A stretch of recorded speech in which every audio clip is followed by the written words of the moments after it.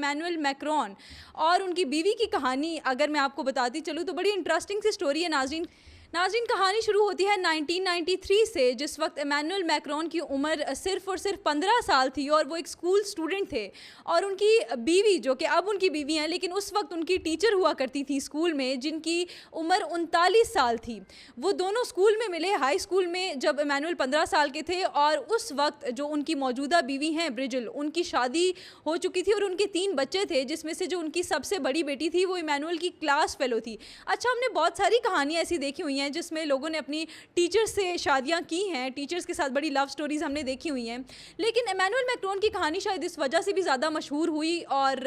سرخیوں میں آئی کیونکہ وہ وہاں کے صدر ہیں فرانس کے، اس وجہ سے. لیکن اس وقت وہ صدر نہیں تھے جب انہوں نے برجل سے شادی کی تھی. اچھا، اب یہاں پر انٹرسٹنگ چیز یہ ہے کہ ایک تو ان کا ایج ڈفرینس بہت زیادہ ہے، اور دوسرا ابھی وہ سرخیوں میں تو آئے ہیں اس تھپڑ کی وجہ سے، لیکن اس سے پہلے بھی وہ ہمیشہ ہیڈ لائنز میں رہے ہیں اپنی شادی کی وجہ سے. شادی کے بعد بہت ساری کنٹروورسیز ہوئیں اس کی وجہ سے بھی.